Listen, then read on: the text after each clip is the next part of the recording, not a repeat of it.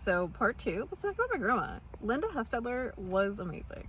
Not only was she my first mom, my first teacher, my first best friend and accomplice and everything, she was just a great person. And that's not to say that like she was not flawed.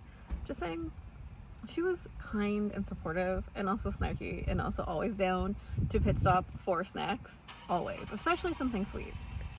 I have joked pretty consistently about like us being golden girls and how she was my golden girl, but like there was actually a period of time where I was secretly living in a retirement community with her. Yes, this is a thing. This is a part of my life. Actually a quite lengthy part of my life where I was living with her in a retirement community and was not supposed to be doing that. But she was like, whatever, you're gonna live with me because we've always lived together. But I would make cheesecake for her like routinely, and we'd have like game nights and put on Golden Girls. So like that is the kind of like mentality we had. We were just like besties, living our best life, doing our best, laughing about things, laughing about just people, silliness, and like again, like that's not to say there weren't bad times, but like she was always like down for a laugh, much like her mom had been. So yeah, like Linda Hufstedler, amazing human being. I called her Mimi. She was my Mimi from Go since I was a little kid. Yeah, of course she'd had like a full life before I came along. But she always talked about how she gave up, like she was almost done with her PhD and her parents had been ill and like she gave up a ton of stuff and moved everyone cross country to raise me. My first Christmas as someone, I was born in September. She literally took me, and my first winter and Christmas was spent with her family in Alabama. So like from newborn on until she passed, we were together.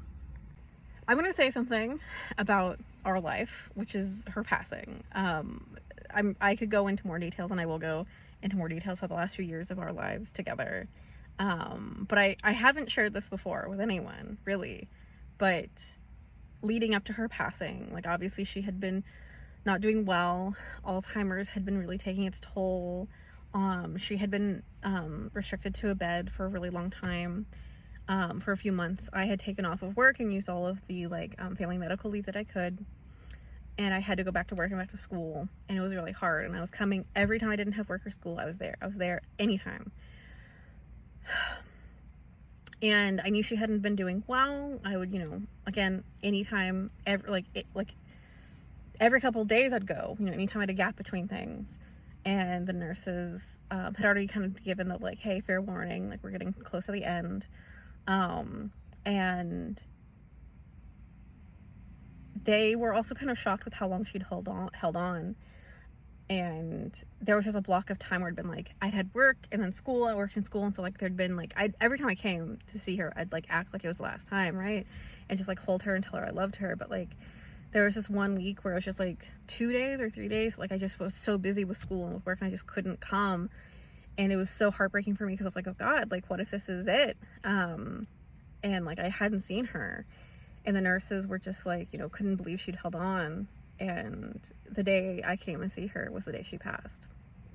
I'm not someone who like has deep religious beliefs or probably any definable ones.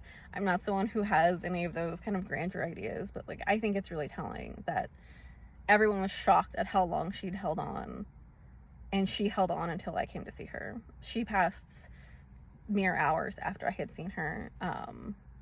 And I think that like that's powerful, that's meaningful, that's sad.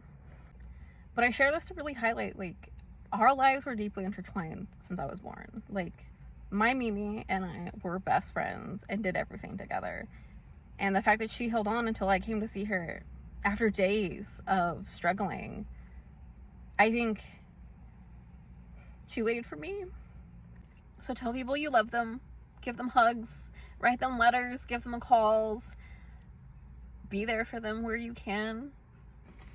Don't just show up when they die after years, if not decades, of not contacting them and seeing them, and decide to sue for all of their shit. Don't do that.